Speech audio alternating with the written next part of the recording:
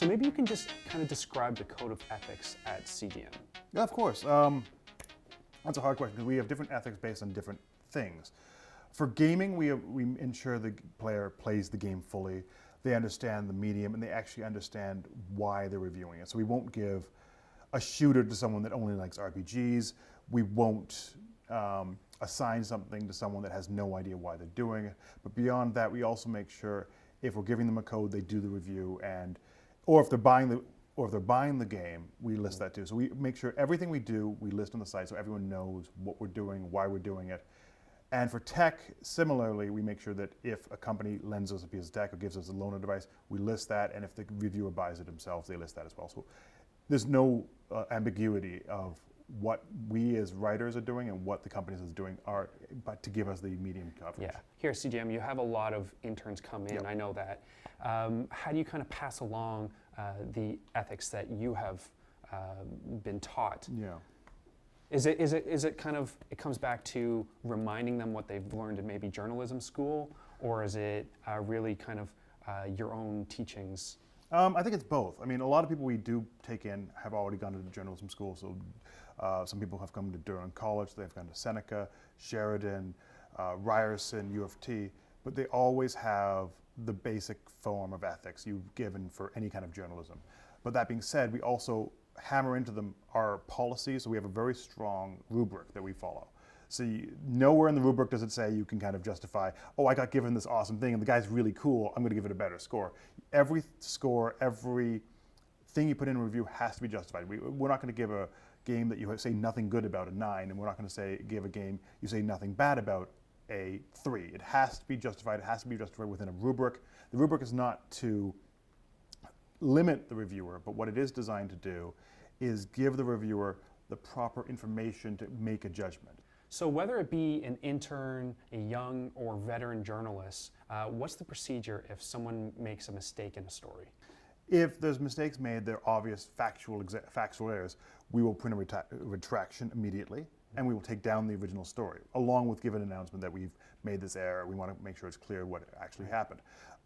If it's a subjective error, that's a little bit more difficult. Like a reviewer might say, this is worse than X. It's hard for us to really judge that in the same way because games are subjective mediums. Some people love a game, some people hate a game. Much like film, that's why Rotten Tomatoes exists. There's a diverse, wide series of opinions. But if there's a case where part of the office says, I disagree with what you're saying, we do sometimes do a counterpoint. So we'll have one reviewer do his thing, and then we'll have another writer just do an editorial that might counter that opinion, just so we show that there are two opinions to every sort of thing like that. Is it a little more difficult when you've got the actual physical magazine? Because if something's sent to press, I mean, could you do a retraction maybe online? Well, we rarely really try to make sure everything that goes in the print magazine has been checked by every editor. It does not go out until we've made sure that process does take place. Mm-hmm. So we've had one in the history of the magazine, which is now 7 years.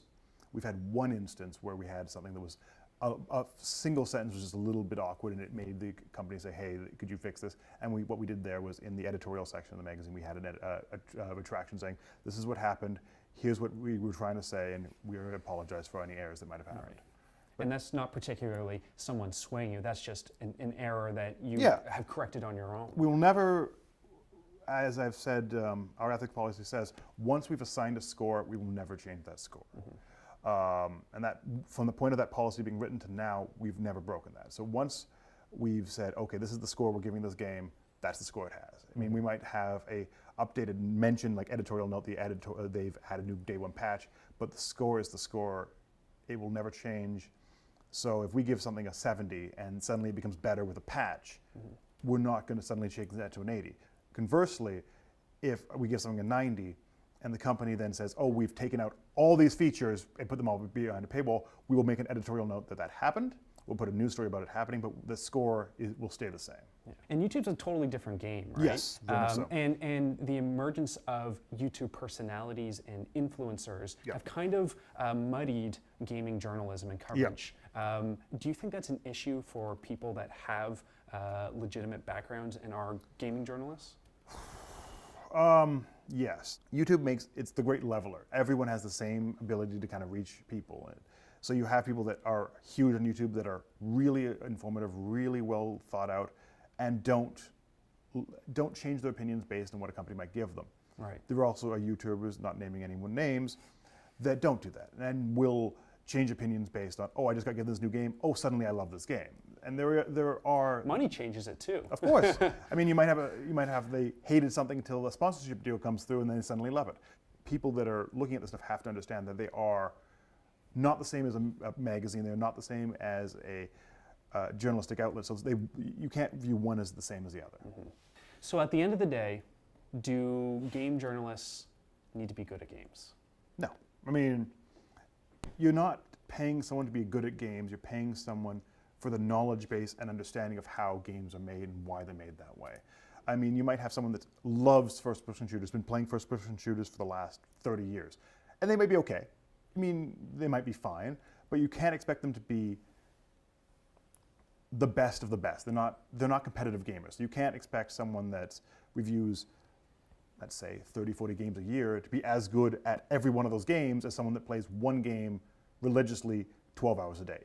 It's not feasible. You do want your reviewers to be okay at games. You want them to understand the mechanics of games. You want them to be able to utilize higher end elements, because there's certain games that use complex aspects, more high end, like skills. You don't want someone to, like let's Street Fighter, for example.